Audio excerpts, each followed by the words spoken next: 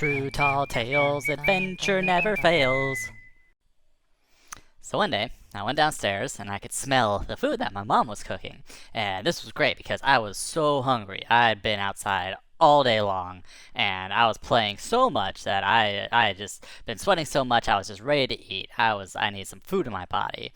So I was like, oh, that smells great. And my mom's food doesn't always smell so great. So this one I was really excited about because it smelled good.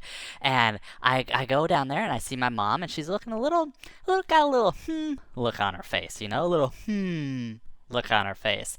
So I ask her, I go, Mom, what's up? Oh, it smells really good.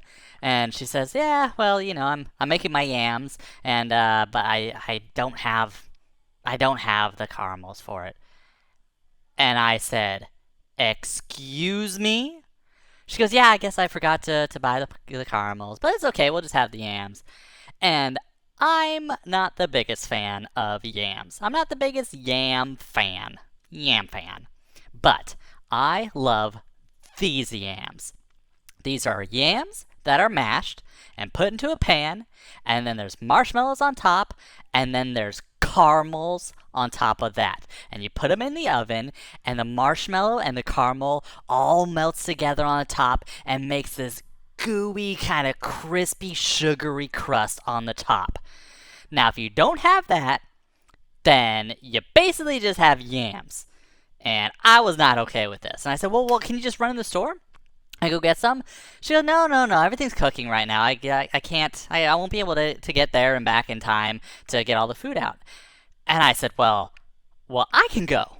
And she says, well, I don't know if you're going to get back in time. I mean, I got to put these, everything's timed, so I got to put these in, and then I got to pull them out. And I said, how long do I got? She goes, well, I got to put them in about 15 minutes. I said, 15 minutes? I said, I can do it. I got this. 5 minutes to the store, a couple minutes to get the caramels and pay, and then 5 minutes to come back. That leaves me with a couple minutes. I'm totally fine. I can do this. And she said, okay, all right, I'll see you soon. So she gave me a couple bucks, and then I grabbed my skateboard, and then I headed out. And I was going to the store, and I thought, the store is quite a ways away. It's like this big roundabout area, but you can go through this swampy area.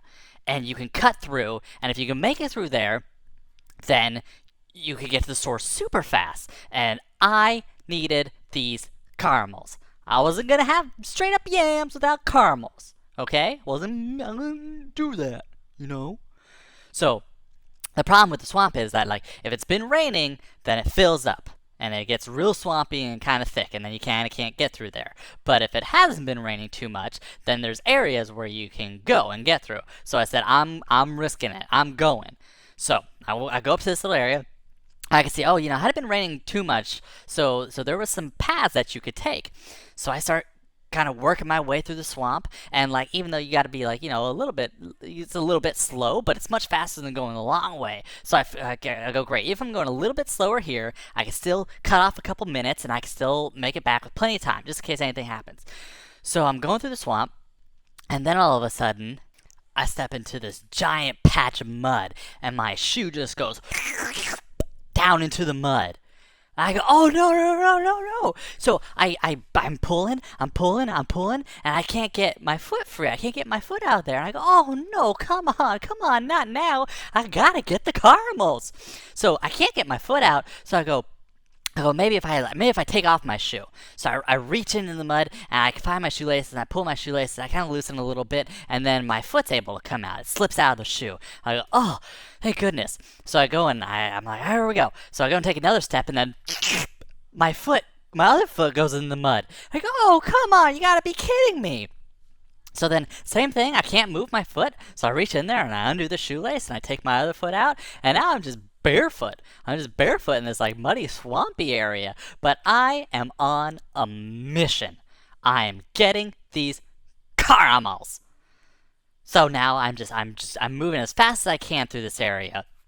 And I'm just stepping in the mud, and the mud just squishing up between my toes, and I'm not gonna lie, it feels good. It's all squishy. Oh man, it feels funny. It feels funny on my toes. And so eventually I could see where the swamp area opens, and that you can get through. And I could see the store. I could see the parking lot on the other side. And then all of a sudden, both my feet go right into the mud, and I go straight up to my knees. I go, oh no, oh no. And I can't pull myself out because I don't have any more shoes. I can't get myself out. I'm actually stuck in this mud. And I go, oh man. I go, I'm not going to be able to get the caramels and get back in time. And so I'm like sitting there, and I look over, and there's this frog. And he's just sitting there looking at me. And I go, hey, Mr. Frog. I go, oh man, boy, am I really in a pickle here? And he goes, "Fripp, I can see that." And I go, man, I already took off my shoes back there, and like I don't want to have to take off my shorts in order to get out of this mud. I can't go into this store without shorts on. And he goes, that would be funny. I go, yeah, sure, it would be funny, but I probably shouldn't do that. I go, hey, is there any way you can help me out? And he says, for a price. And I say, I only have a couple bucks on me. Like, I don't know, do frogs use money? And he says, I would like a caramel. I said, oh, yeah, a caramel. Do you eat caramel? And he says, I've never tried one. And I said, okay, yeah, I'm going to buy a bag of them so I can give you some caramels. So we give each other thumbs up, and he goes and he hugs onto a tree. He goes, wraps his little froggy arms around a tree. And I'm wondering what he's going to do to get me out. I don't know how him holding onto a tree is going to help. And then he turns his head, and he looks at me, and then he opens his mouth, and then he just shoots his tongue at me. He goes, and his tongue just goes, and it just hits me right in the chest. And I look down, and then I look at him, and then he just pulls me out with his tongue. He just, and I just go, whoop, right out of the mud. Just like that. And then I just land right next to him. And I go, oh, geez.